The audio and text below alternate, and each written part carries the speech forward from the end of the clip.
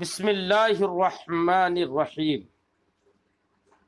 فصل لا يجوز کشف العورت للاستنجاء وان تجاوزت النجاسہ الی آخر۔ فصل اے ھذا فصل، تو فصل یہ خبر ہے، اس کا مبتدا محذوف ہے، ٹھیک ہے۔ فصل لا يجوز کشف العورت للاستنجاء، یہ فصل ہے اس بیان میں کہ استنجا کے لیے عورت کو کھولنا جائز نہیں ہے۔ کیا مطلب ہے عورت کو کھولنا جائز نہیں ہے؟ اصل مسئلہ بیٹا یہ ہے، عورت کہتے ہیں وہ اس جگہ کو جس کو چھپایا جائے۔ ہمارے معاشرے میں صنف نازک کو عورت اسی لیے کہتے ہیں کہ وہ چھپانے کی چیز ہے اور اسے پردے میں رکھنا چاہیے اور رہنا بھی چاہیے۔ عورت ہر آدمی کے وہ اعضاء جس کی طرف نظر کرنا کسی غیر کے لیے جائز نہیں، اسے عورت کہتے ہیں۔ مثلا مرد کا ناف سے لے کے گھٹنا تک جو بھی ایریا ہے، جو اس کا جسم ہے، یہ سب عورت کہلائے گا۔ اور ہماری صنف نازک کا تو سر کے بالوں سے لے کر تلبے مطلب ٹخنوں تک پورا جسم عورت ہے، سوائے چہرے کے اور ہاتھوں کے، ہتھیلی کے اور پیروں کے تلووں کے، باقی پورا جسم عورت ہے، لہذا عورت کو چھپانا چاہیے۔ اب مسئلہ سمجھیے پہلے، فرماتے ہیں لا یجوز کشف العورتی، عورت کھولنا جائز نہیں ہے، للاستنجاء استنجا کے لیے، یعنی بدن کا وہ حصہ کھولنا جائز نہیں ہے جس حصے کو غیر کا دیکھنا حرام ہے۔ کیوں حرام ہے؟ کیوں جائز نہیں ہے؟ کیونکہ ہمارے علماء نے فرمایا کہ بلا ضرورت عورت کو غیر کے سامنے کھولنا یہ حرام ہے، اور حرام کا مرتکب فاسق ہے۔ خواہ اب یہاں پر استنجا کے لیے بھی نہیں کھولے گا، مطلب اس سے یہ ہے استنجا کے لیے اتنی عورت کھولے گا، اتنی شرمگاہ کی جگہ اتنی کھولے گا کہ جتنے سے اس کی ضرورت پوری ہو جائے اور استنجا ہو جائے۔ اب اس میں دو صورتیں ہیں، ایک ہے استنجا بالماء اور ایک ہے استنجا بالحجر۔ اگر نجاست اپنے مخرج نکلنے کی جگہ سے تجاوز کر جائے، تب بھی صاحب کتاب فرماتے ہیں کہ عورت کو کھولنا جائز نہیں۔ کیا مطلب؟ یعنی جہاں پر اتنے لوگ ہوں کہ اگر آپ عورت کھولے تو ان کی نظر پڑے گی، تو ایسی صورت میں پانی سے استنجا کرنے کی چاہے ضرورت ہو، چاہے قدر درہم سے بڑھ گئی ہو نجاست یا مخرج سے تجاوز کر گئی ہو، لیکن لوگ موجود ہیں کہ اگر آپ اس کو دھوئیں گے تو ایسی صورت میں لوگوں کی نظر پڑے گی، تو فرماتے ہیں کہ لوگوں کے سامنے عورت کو کھولنا یہ جائز نہیں ہے۔ ایسے وقت میں اگر حجر کے ذریعے سے، ڈھیلے کے ذریعے سے استنجا کر لے تو یہ استنجا کرنا بہتر ہوگا بمقابل پانی کے۔ اور جہاں پر لوگ دیکھنے والے نہ ہوں، تنہائی میں ہے، تو ایسے وقت میں ضرورت بھر عورت کھولنے میں کوئی حرج نہیں ہے، اور ضرورت بھر عورت کھول کر اپنی نجاست کو زائل کرے اور آب دست میں صفائی ستھرائی کرے۔ یہ مسئلہ ہے غیروں کے سامنے کھولنے کا۔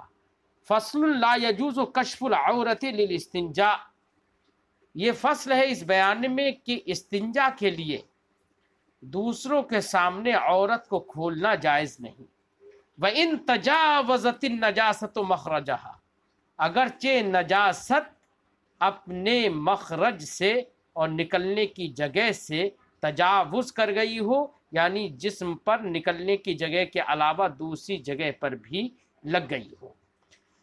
وَزَادَ الْمُتَجَاوِزُ عَلَى قَدْرِ الدِّرْہَم، اور اگرچہ تجاوز کرنے والی نجاست قدر درہم پر بڑھ گئی ہو، یعنی ایک درہم کی مقدار سے بڑھ بھی گئی ہو، تب بھی فرماتے ہیں کہ ایسی صورت میں، اب یہ دوسرا مسئلہ ہے، فرماتے ہیں وَزَادَ الْمُتَجَاوِزُ عَلَى قَدْرِ الدِّرْہَم لَا تَصِحُّ مَعَهُ الصَّلَاةُ اِذَا وَجَدَ مَا يُزِيلُهُ، یہ اگلا مسئلہ ہے۔ فرماتے ہیں کہ اگر نجاست جو تجاوز کرنے والی ہے، اگر وہ تجاوز کرنے والی نجاست قدر درہم پر بڑھ گئی، آپ نے کل بھی مسئلہ یہ سنا تھا کہ اگر نجاست نکلی تو اس کی 3 صورتیں ہیں۔ ایک تو یہ کہ نجاست مخرج پر ہی رہی، ایک یہ ہے کہ نجاست قدر درہم بڑھ گئی، درہم کی مقدار ہو گئی، اور ایک یہ کہ نجاست قدر درہم سے بھی آگے بڑھ گئی۔ تو اگر نجاست مخرج ہی پر رہے، نکلنے کی جگہ ہی پر رہے، آگے نہ بڑھے، تو ایسی صورت میں اس نجاست کو دور کرنا اور استنجا کرنا یہ سنت ہے۔ اور ایسی صورت میں اگر استنجا نہیں بھی کیا اور وضو کر کے نماز پڑھ لی تو نماز ہو جائے گی۔ اور اگر مخرج نکلنے کی جگہ سے آگے بڑھ گئی اور قدر درہم ہو گئی، مقدار ایک درہم کی مقدار ہو گئی، تو ایسی صورت میں استنجا کرنا یہ واجب ہے۔ لہذا قدر درہم ہونے پر استنجا کرنا واجب ہے۔ اب اس کے ساتھ کسی نے نماز پڑھی تب بھی نماز کا اعادہ کرے گا بعد میں دھونے کے بعد۔ اور اگر قدر درہم سے نجاست بڑھ گئی تب تو دھونا فرض ہے۔ یہ ہم نے کل بھی بتایا تھا، صاحب کتاب اسی مسئلے کو بیان فرماتے ہیں۔ وَزَادَ الْمُتَجَاوِزُ عَلَى قَدْرِ الدِّرْہَم، اگر تجاوز کرنے والی نجاست درہم کی مقدار پر بڑھ گئی، لا تصح معه الصلاۃ، تو اس کے ساتھ نماز صحیح نہیں ہوگی۔ اذا وجد ما یزیل، یہ نماز تبھی صحیح نہیں ہوگی جبکہ وہ چیزیں پا رہا ہو جو چیزیں اس نجاست کو زائل کر دیں۔ مثلا پانی موجود ہو یا ڈھیلا یا پتھر موجود ہو کہ اگر ازالہ نجاست کرنا چاہے تو کر لے، تو اب ایسی صورت میں اس آدمی نے نماز اسی کے ساتھ اگر پڑھ لی تو نماز صحیح نہیں ہوگی۔ ہاں اگر پانی ہے ہی نہیں اس کے پاس، ڈھیلا استنجا کرنے کی کوئی چیز اس کے پاس موجود ہی نہیں ہے، تو ایسی صورت میں یہ شخص جب نماز کا وقت ہوگا تو اس کے لیے یہ حکم ہوگا کہ یہ اب مجبوری کی حالت ہے، تو اب یہ شخص بغیر استنجا کیے ہوئے ہی ویسے ہی نماز پڑھ لے گا، اور جب بعد میں پانی ملے تو پانی سے نجاست کو زائل کرنے کے بعد پھر اب نماز کا اعادہ کرے گا۔ فرماتے ہیں وَزَادَ الْمُتَجَاوِزُ عَلَى قَدْرِ الدِّرْہَم، تجاوز کرنے والی نجاست درہم کی مقدار پر بڑھ گئی، لا تصح معه الصلاۃ، تو اس کے ساتھ نماز صحیح نہیں ہوگی۔ کب؟ اذا وجد ما یزیلہ، ما اس میں موصول ہے، جبکہ یہ وہ چیزیں پائے جو اس نجاست کو، اس متجاوز کو زائل کر دیں، چاہے وہ پانی ہو یا ڈھیلا ہو یا کوئی اور چیز ہو۔ فرماتے وَيَحْتَالُ لِإِزَالَتِهِ مِنْ غَيْرِ كَشْفِ الْعَوْرَةِ عِنْدَ مَنْ يَرَاهُ۔ اب ایک مسئلہ بیان کر رہے ہیں، فرماتے ہیں کہ لوگ موجود ہیں اور اس کی نجاست اس لائق ہے کہ یہ اس نجاست کو یہ زائل کرے تبھی نماز پڑھ سکتا ہے، اور ازالہ نجاست کی چیز یعنی پانی یا ڈھیلا وغیرہ موجود بھی ہے۔ اب لیکن لوگ موجود ہیں کہ اگر یہ اپنی عورت کو، شرمگاہ کو کھولے گا تو لوگ اسے دیکھیں گے، ایسی جگہ پر ہے، چھپنے کی کوئی جگہ بھی نہیں ہے۔ تو اب ظاہر بات ہے کہ پانی سے دھوئے گا تب تو ایسی صورت میں اس کو، عورت کو کھولنا ہی پڑے گا، شرمگاہ کو کھولنا ہی پڑے گا، اور لوگ دیکھنے والے موجود ہیں۔ تو صاحب کتاب فرماتے ہیں ایسے وقت میں کوئی ایسی تدبیر کرے گا جس سے عورت بھی نہ کھلے اور اس کی نجاست بھی زائل ہو جائے۔ اب ایسی صورت میں پانی کے ذریعے سے تو استنجا کر نہیں پائے گا، کیوں؟ اس لیے کہ اس میں تو اگر پانی سے ستر عورت، وہ عورت کو کھولے بغیر اس نے استنجا کر لیا تو ایسی صورت میں وہ پانی تو اسی کے کپڑے ہی پر گر جائے گا اور کپڑا بھی ناپاک ہو جائے گا۔ تو اب ایسی صورت میں تدبیر یہ ہے، ہمارے فقہا یہ فرماتے ہیں کہ ایسی صورت میں یہ شخص پانی سے اب استنجا نہ کرے گا، بلکہ اب اس کے لیے افضل یہ ہوگا کہ وہ ڈھیلے وغیرہ سے اس طور سے نجاست کو ختم کرے کہ سطر کھولنے کی ضرورت بھی نہ پڑے۔ اب وہ چاہے اپنے کمر بند کو ڈھیلا کر لے یا کوئی اور طریقہ اپنائے کہ جس کی وجہ سے لوگوں کی نظر اور اس کی عورت کی طرف نہ پڑے۔ تو اب ایسی صورت میں پانی کا استعمال نہ کر کے ڈھیلے کا استعمال کرنا اس کے لیے بہتر ہوگا۔ وہی فرماتے ہیں وَيَحْتَالُ لِإِزَالَتِهِ مِنْ غَيْرِ كَشْفِ الْعَوْرَةِ عِنْدَ مَنْ يَرَاهُ۔ اور احتال، یحتال، احتیال، باب افتعال سے، اس کا معنی ہوتا ہے تدبیر کرنا، حیلہ سازی کرنا۔ وَيَحْتَالُ لِإِزَالَتِهِ، اور متجاوز کو زائل کرنے کے لیے، متجاوز نجاست کو زائل کرنے کے لیے یہ تدبیر کرے گا من غیر کشف العورہ، عورت کو کھولے بغیر، عند من یراہ، اس کے پاس جو اسے دیکھ رہا ہو، اور وہ دیکھنے والا اس کے ان لوگوں میں سے ہو جس کا دیکھنا حرام ہو۔ لہذا اگر کوئی عورت ہے اور اس کا شوہر سامنے ہے اور کوئی دوسرا نہیں ہے، یا کوئی شوہر ہے اس کی بیوی سامنے ہے، تو اب ان کے لیے تو دیکھنا حرام نہیں ہے، ایسے وقت میں یہ حکم لاگو نہیں ہوگا۔ ایسے وقت میں تو حکم یہی ہوگا کہ وہ پانی ہی سے دھوئے اور اپنی عورت کو کھول کر صفائی کرے۔ اسی لیے فرمائے عند من یراہ، یہاں پر من یراہ سے مراد وہ لوگ ہیں جن کا دیکھنا حرام ہو۔ وَيُكْرَهُ الْإِسْتِنْجَاءُ بِعَزْمٍ وَطَعَامٍ لِآدْمِيٍّ أَوْ بَهِيمَةٍ وَآجُرٍ وَخَصْفٍ وَفَحْمٍ وَزُجَاجٍ وَجَصٍ وَشَيْءٍ مُحْتَرَمٍ۔ اب صاحب کتاب اگلے ایک مسئلہ یہ بیان کر رہے ہیں، استنجا کرنا کن کن چیزوں سے مکروہ ہے۔ تو فرماتے ہیں کہ ہڈی سے استنجا کرنا مکروہ ہے۔ ایسے ہی فرمایا کہ کھانے سے بھی استنجا کرنا مکروہ ہے، چاہے وہ کھانا آدمی کا کھانا ہو اور بہیمتن یا چوپائے کا کھانا ہو، ایسے ہی استنجا کرنا مکروہ ہے۔ آجرن، آجر کہتے ہیں اینٹ کو، اینٹ سے بھی استنجا کرنا مکروہ ہے۔ وخصفن، اور ٹھیکڑی سے بھی استنجا کرنا مکروہ ہے۔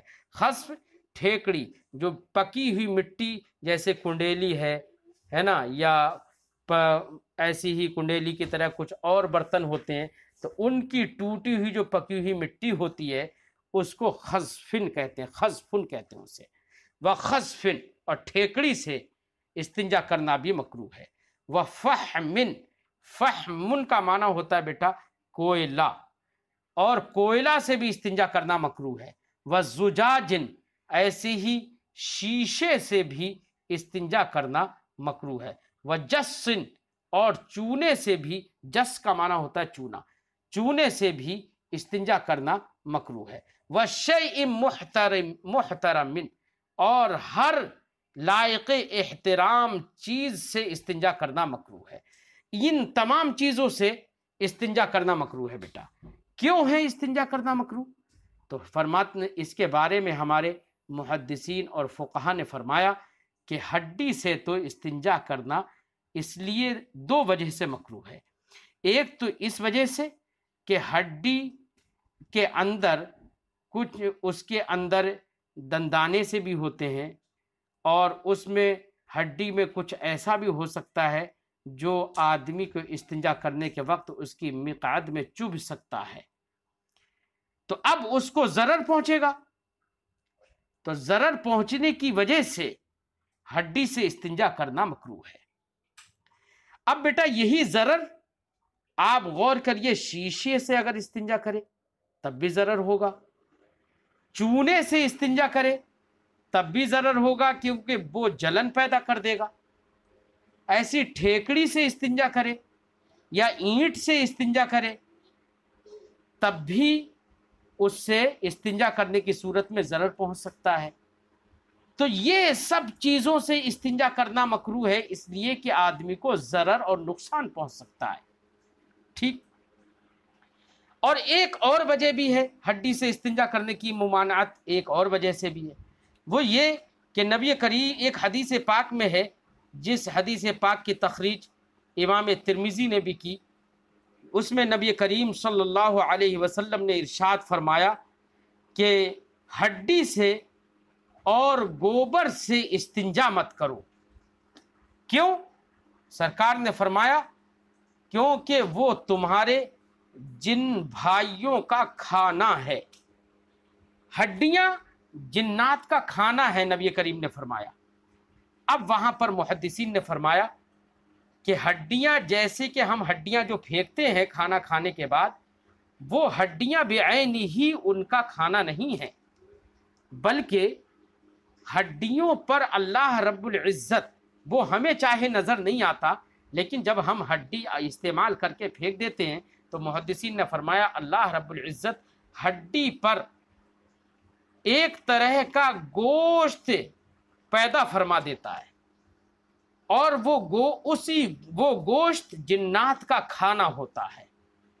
اس لیے نبی کریم نے ہڈی سے استنجا کرنا منع فرما دیا، اور گوبر سے استنجا کرنا سرکار نے منع فرمایا۔ اس کی وجہ محدثین نے یہ بتائی کہ گوبر یہ جنات کا تو کھانا نہیں ہے، لیکن ان کے جانوروں کا کھانا ہے۔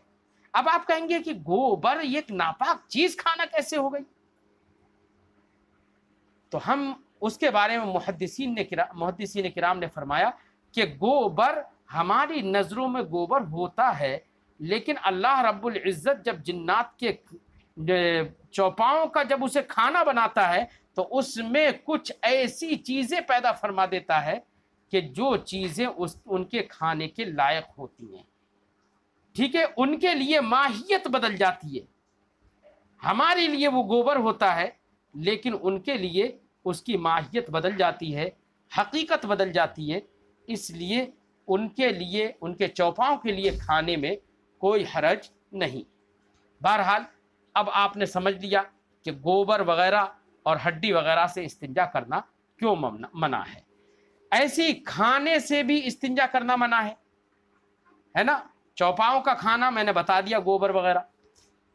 اچھا، چوپائے یہ تو ہم نے جنات کے چوپاؤں کا بتایا، اور ہمارے چوپائے جو ہوتے ہیں ان کا کھانا گھاس ہوتا ہے، ہر قسم کی گھاس ہے نا، چوکر ہے وغیرہ کوئی چیز، تو یہ ہمارے چوپاؤں کا کھانا ہے، تو اس کھانے سے بھی بیٹا استنجا کرنا یہ مکروہ ہوگا۔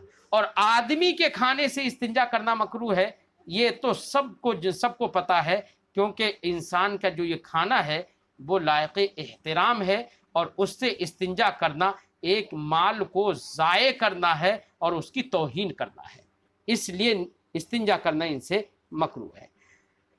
اینٹ اور ٹھیکڑی سے استنجا کرنا مکروہ کیوں ہے؟ میں نے آپ کو وجہ بتائی، کیونکہ ضرر پہنچ سکتا ہے۔ لیکن بیٹا کبھی کبھی اینٹ اور ٹھیکڑی ایسی بھی ہو سکتی ہے جس میں کچھ نوکیلا پن نہ ہو، کھردرا پن ایسا نہ ہو کہ جو اس کو ضرر پہنچائے، تو اگر ایسی اینٹ یا ایسی ٹھیکڑی ہو تو اس سے استنجا کرنا مکروہ نہیں ہوگا۔ کیوں؟ اس لیے کہ مکروہ ہونے کی علت اور سبب جو ہے وہ ہے ضرر پہنچانا، اور ایسی ٹھیکڑی اور ایسی اینٹ جس میں نوکیلا پن نہ ہو تو وہ ضرر جب نہیں پہنچائے گی تو علت کراہت کی جو علت تھی، جو سبب تھا، وہ سبب نہیں پایا گیا، لہذا اب استنجا کرنا اس سے مکروہ نہیں ہوگا۔ وَفَحْمٍ، اور کوئلے سے بھی استنجا کرنا مکروہ ہے۔ کوئلے سے استنجا کرنا مکروہ کیوں ہے؟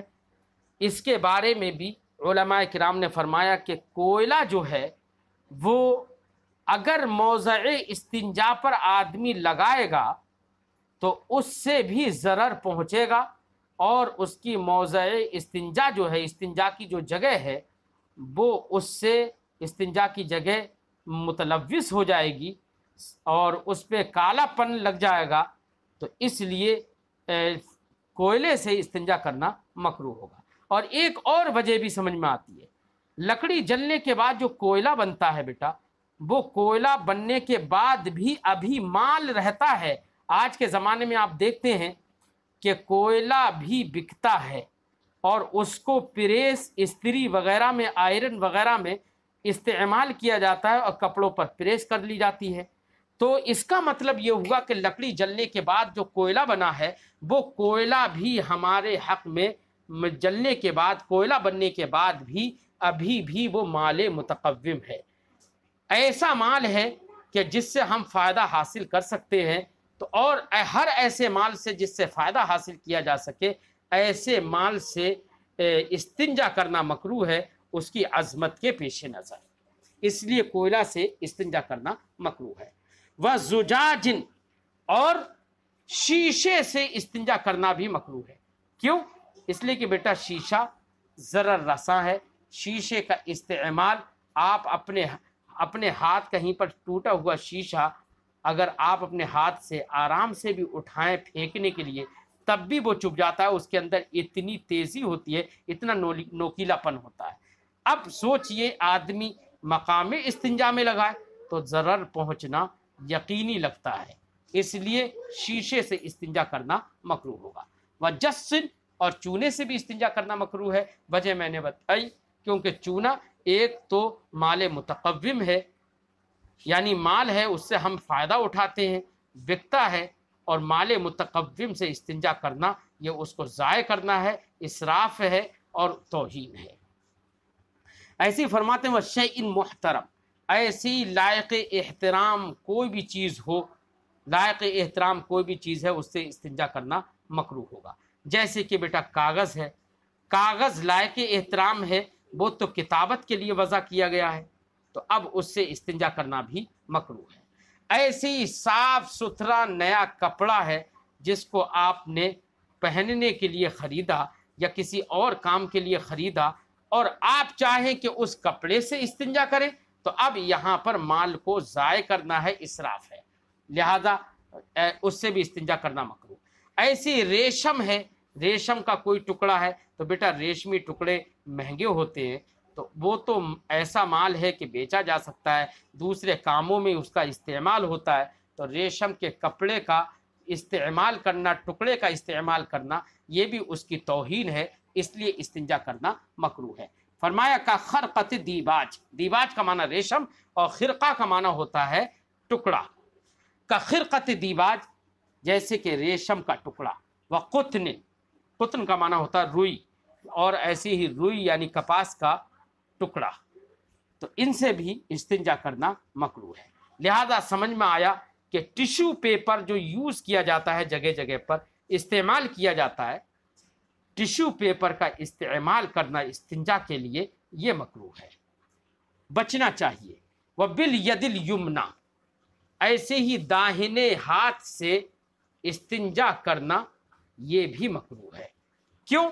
इसलिए कि नबी करीम सल्लल्लाहु ताला अलैहि वसल्लम ने इरशाद फरमाया कि दाहिने हाथ से इस्तिंजा मत करो, बाएं हाथ से इस्तिंजा करो, क्योंकि दाहिने हाथ को शराफत और अज़मत हासिल है, उससे आप खाना खाते हैं और बाबरकत और अच्छे कामों में उसका इस्तेमाल करते हैं। इसलिए दाहिने हाथ का इस्तेमाल इस्तिंजा करने में नहीं करना चाहिए। हाँ, अगर किसी शख्स को उज़्र है, मिसाल के तौर पर बाएं हाथ में कोई तकलीफ़ है, बाएं हाथ में कोई ज़ख्म है, या कोई और उज़्र है बाएं हाथ में जिसकी वजह से इस्तिंजा वो बाएं हाथ से कर नहीं सकता, तो अब ऐसी सूरत में उज़्र के पेश नज़र दाएं हाथ से इस्तिंजा करना ये मकरूह नहीं होगा। इसीलिए साहिब किताब ने फरमाया कि वबिल यदिल युमना, और दाहिने हाथ से इस्तिंजा करना भी मकरूह है, इल्ला मिन उज़्र, मगर उज़्र की बिना पर।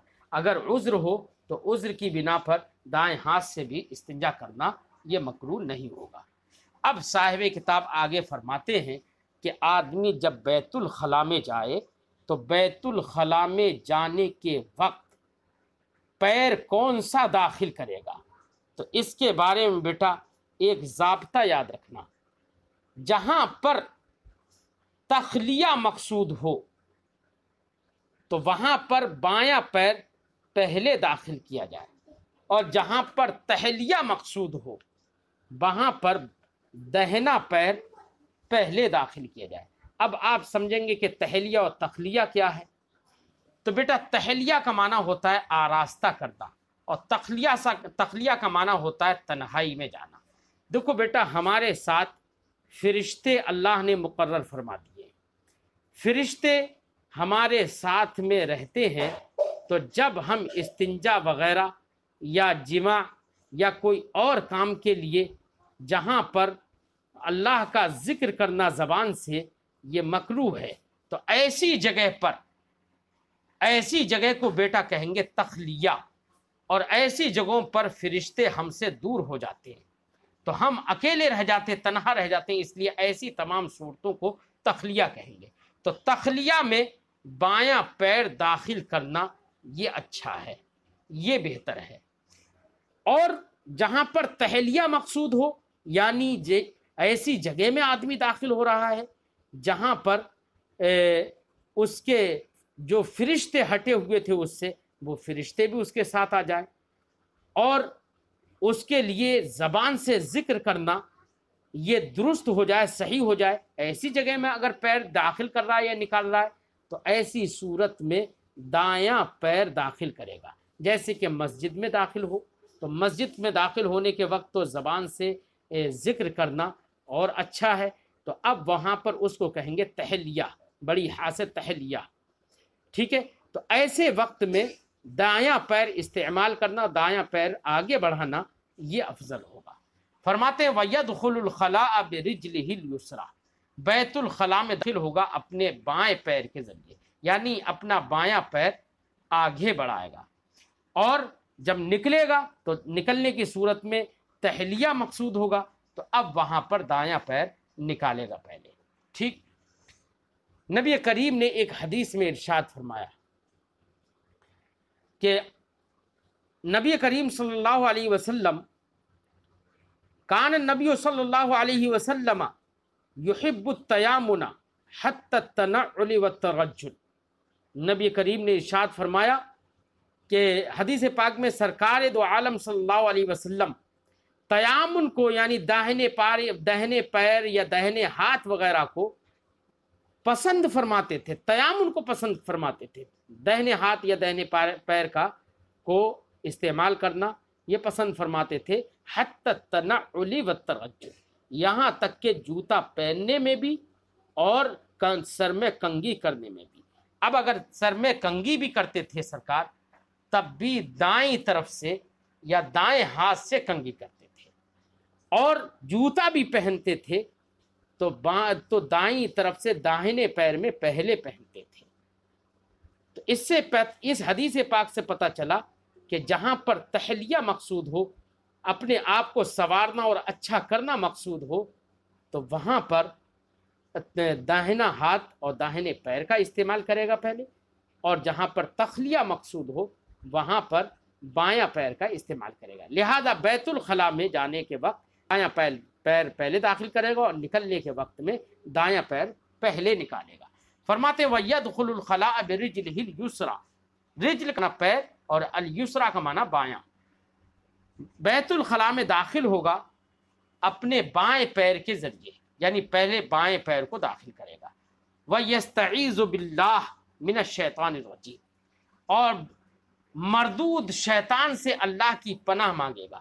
یہ ہمارے فقہا نے فرمایا کہ بیت الخلاء ہونے سے پہلے شیطان رجیم سے پناہ مانگے گا اللہ کی۔ کیوں؟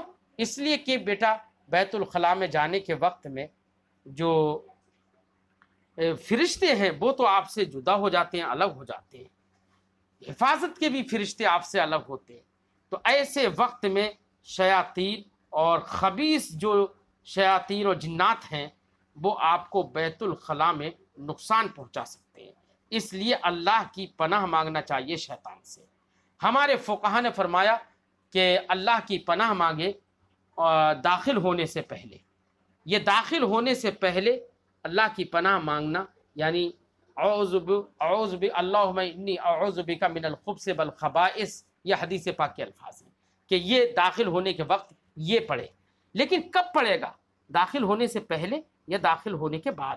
تو بیٹا اس میں یہ تفصیل ہے کہ اگر کوئی جگہ متعین ہو، مثلا مقرر ہو، جیسے کہ آج کے زمانے میں ہمارے یہاں پر لیٹرین ٹوائلٹ وغیرہ بنائے جاتے ہیں، وہ بیت الخلاء متعین ہوتے ہیں، تو اب ایسی جگہ میں داخل ہو رہا ہے تب تو جگہ میں داخل ہونے سے پہلے ہی دعا پڑھ لے گا، ٹھیک ہے؟ اور اگر جگہ بیت الخلاء کی متعین نہیں ہے، آدمی کو استنجا لگا، کہیں جنگل میں چل رہا ہے اور وہاں پر اس کو استنجا لگا، اب کسی جگہ پر بھی استنجا کر لے گا، کوئی متعین جگہ نہیں ہوگی، تو ایسی صورت میں ہمارے فقہا نے فرمایا کہ ازار کھولنے سے پہلے اعوذ باللہ، یا وہی دعا جو میں نے ابھی پڑھی تھی اسی دعا کو ازار کھولنے سے پہلے پڑھ لے۔ فرمایا وَيَسْتَعِيذُ بِاللَّهِ مِنَ الشَّيْطَانِ الرَّجِيمِ، اور مردود شیطان سے اللہ کی پناہ مانگے قبل دخولہ بیت الخلاء میں داخل ہونے سے پہلے۔ وَيَجْلِسُ مُعْتَمِدًا، اچھا اللہم انی اعوذ بک من الخبث والخبائث، یہ حدیث پاک میں کہ یہ دعا پڑھے گا، تو اس کا معنی بھی یہی ہے، اللہ میں تیری پناہ مانگتا ہوں شریر جنات سے، چاہے وہ ان کے مرد ہوں یا عورتیں، ان سے میں پناہ مانگتا ہوں۔ ہمارے فقہاء کرام نے فرمایا یہ دعا پڑھنے سے پہلے بسم اللہ پڑھنا چاہیے، یعنی ایسے پڑھنا چاہیے بسم اللہ اللہم انی اعوذ بک من الخبث والخبائث، ایسے پڑھنا چاہیے۔ فرماتے ہیں وَيَجْلِسُ مُعْتَمِدًا عَلَى يَسَارِهِ، اور پھر بیت الخلاء میں اپنے پاخانہ پیشاب کرنے کے لیے بیٹھ جائے گا، معتمدن علی یسارہ، اپنے بائیں پیر پر زور دیتے ہوئے، بائیں پیر پر زور دے گا۔ کیوں؟ ہمارے فقہاء کرام نے فرمایا کہ بائیں پیر پر زور دے کر جب بیٹھے گا تو اس میں اس کے شرمگاہ کچھ ڈھیلی ہوگی اور اس کو استنجا وغیرہ کرنے میں، پاخانہ یا پیشاب کرنے میں اس کو راحت محسوس ہوگی، آسانی ہوگی۔ ولا یتکلم الا لضرورہ، اور ٹوائلٹ میں یا بیت الخلاء میں بات نہیں کرے گا مگر ضرورت کے پیش نظر۔ مثلا آدمی کو بیٹھ کر ضرورت ہی محسوس ہو گئی بات کرنے کی، ضرورت سے مراد مطلب اس کے بغیر کام ہی نہیں چل رہا ہے، بات کے بغیر آدمی ٹوائلٹ گیا، آج کے زمانے میں ٹنکیوں کا دور ہے یہ، تو آدمی بیٹھ جاتا ہے ٹنکی، اور اچانک دیکھا کہ ارے پانی تو آ ہی نہیں رہا ہے، تو اب ایسی صورت میں اسے کہنے کی ضرورت پڑے گی اپنے گھر والوں سے یا کسی سے، بھیا پانی دے دو یا پانی چلا دو، تو ایسے بولنے کی اب ضرورت پڑے گی، تو اس لیے فقہا نے فرمایا کہ بلا ضرورت تو ٹوائلٹ میں بیٹھ کر نہیں بولے گا، لیکن ضرورت ہو تو ضرورت بھر بولے۔ ولا يتکلم الا بالضرورہ، اور بات نہیں کرے گا مگر ضرورت کے وقت۔ ویکرہ تحریما استقبال القبلۃ واستدبارها، اور مکروہ تحریمی ہے، یکرہ تحریما یعنی مکروہ تحریمی ہے کیا؟ استقبال القبلۃ واستدبارها، قبلہ کی جانب منہ کرنا اور قبلہ کی جانب پیٹھ کرنا۔ احناف کے نزدیک بیٹا قبلہ کی جانب پیٹھ کرنا اور قبلہ کی جانب منہ کرنا بیت استنجا کرنے کے وقت، پاخانہ یا پیشاب کرنے کے وقت، دونوں یہ مکروہ تحریمی ہے۔ کعبہ شریف کی جانب پیشاب یا پاخانہ کرنے کے وقت نہ پیٹھ کرے گا اور نہ ہی اپنا منہ کر کے بیٹھے گا۔ کیوں؟ اس لیے کہ امام ترمذی علیہ الرحمۃ والرضوان نے ایک حدیث تخریج فرمائی۔ اس حدیث پاک میں نبی کریم صلی اللہ علیہ وسلم نے ارشاد فرمایا کہ اذا اتیتم الغائط فلا تستقبلوا القبلة ولا تستدبروها ولكن شرقوا او غربوا او كما قال رسول اللہ صلی اللہ علیہ وسلم۔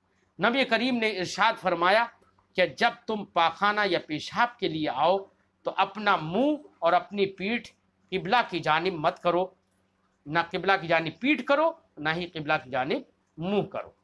تو منہ کرنا بھی پاخانہ پیشاب کے وقت اور ایسی پیٹھ کرنا قبلہ کی جانب یہ مکروہ تحریمی ہے، آدمی نے اگر کیا تو گنہگار ہوگا۔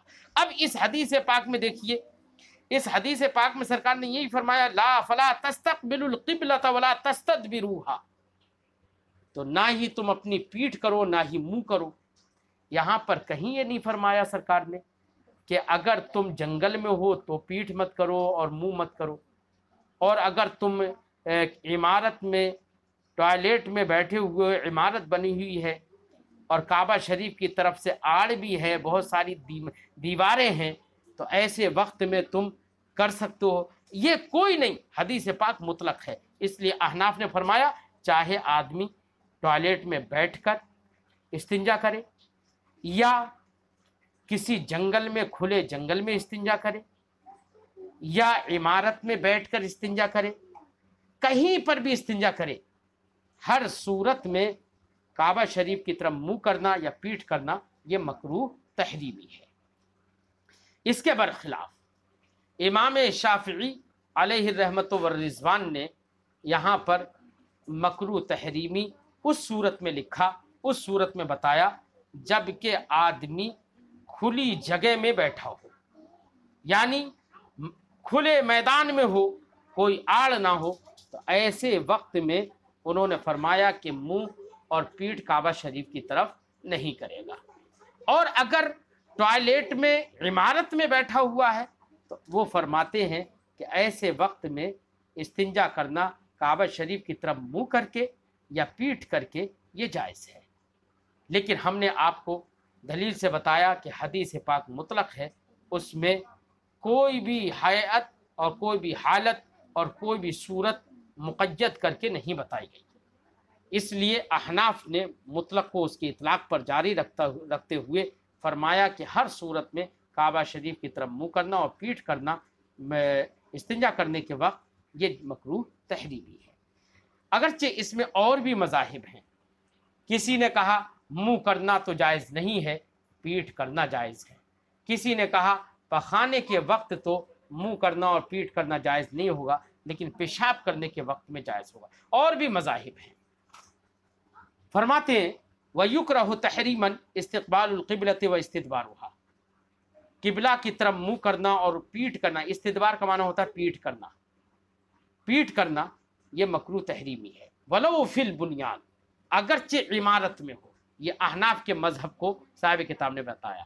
وَاسْتِقْبَالُ عَيْنِ الشَّمْسِ وَالْقَمَرِ وَمَحَبِّ الرِّيحِ، ایسے ہی فرماتے ہیں عین شمس یعنی بالکل سورج کی طرف، بعین ہی سورج کی طرف منہ کرنا یا چاند کی طرف منہ کرنا، یا ہوا جدھر سے چل رہی ہو اس کے رخ پر اس کے رخ کی طرف منہ کرنا، یہ بھی مکروہ تحریمی ہے۔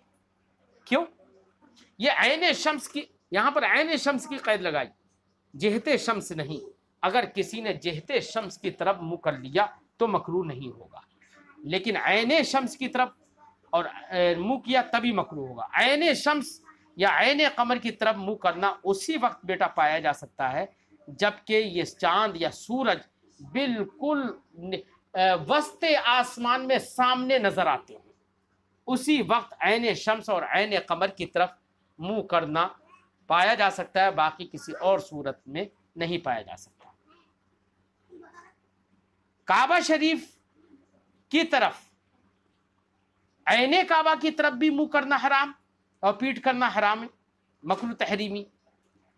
ایسی جہت کعبہ کی طرف بھی پیٹ کرنا اور منہ کرنا مکروہ تحریمی، لیکن سورج اور چاند ان کی طرف جہت شمس یا جہت قمر معتبر نہیں ہے، عین شمس کی طرف منہ کرنا یہ مکروہ ہوگا۔ ومحب الریح، ایسی ہوا کے چلنے کی جہت میں بھی منہ کرنا مکروہ ہے۔ محب، حب یحبو کا معنی ہوتا ہے ہوا کا چلنا، محب ہوا کے چلنے کی جگہ، ہوا کے چلنے کی جگہ میں منہ کرنا یہ بھی مکروہ ہوگا۔ کیوں؟ اس لیے کہ منہ کر کے اگر بیٹھے گا اور پیشاب کرے گا تو ایسی صورت میں ہوا جب سامنے سے ہی چل رہی ہے تو ہوا کی تو پیشاب کی چھینٹیں خود اسی کے اوپر آ سکتی ہے، بلکہ امکان زیادہ تر یہی ہے۔ ایسے وقت میں اپنا منہ اس طرف کرے جس طرف ہوا نہ چل رہی ہو۔ وَيُكْرَهُ أَن يَبُولَ أَوْ يَتَغَوَّطَ فِي الْمَاءِ، ایسی فرماتے ہیں کہ پیشاب کرنا یا پاخانہ کرنا پانی میں یہ مکروہ ہے۔ یکرہ ان یبولا، بالا یبول بولن کا معنی ہوتا ہے پیشاب کرنا، تغوطا یتغوط تغوط باب تفعل سے اس کا معنی ہوتا ہے پاخانہ کرنا، اور پاخانہ پیشاب کرنا پانی میں یہ بھی مکروہ ہے۔ کیوں؟ اس لیے کہ بیٹا پانی یہ لائق احترام ہے، اس کا استعمال پینے کے لیے بھی ہوتا ہے، وضو کے لیے بھی ہوتا ہے، اس میں استنجا کرنا، پاخانہ پیشاب کرنا یہ مکروہ ہے۔ وَالظِّلْ، ایسے ہی سائے میں بھی استنجا کرنا، پاخانہ پیشاب کرنا یہ بھی مکروہ ہے۔ سائے سے مراد یہاں پر وہ جگہ ہے جہاں پر لوگ جمع ہوتے ہوں، جہاں پر لوگ اکٹھے ہوتے ہوں، مثلا گرمی کے دنوں میں درخت کا سایہ ہے یا کسی دیوار کا یا کسی گھر کا سایہ ہے، جہاں پر لوگ سایہ دیکھ کر تمازت شمس سے بچنے کے لیے سایہ دیکھ کر بیٹھ بھی جاتے ہیں، تو ایسی بیٹھنے اور اکٹھے ہونے کی جگہ پر پیشاب نہ کی جائے۔ ایسے ہی لوگ بازار میں یا چوراہوں پر یا ایسی جگہوں جہاں جہاں لوگ بیٹھتے ہوں، جو بھی پبلک پیلیس ہوتے ہیں یعنی عوام کے ٹھہرنے کے رکنے کی جگہ ہوتی ہیں، ان جگہوں میں استنجا کرنا یہ مکروہ ہوگا۔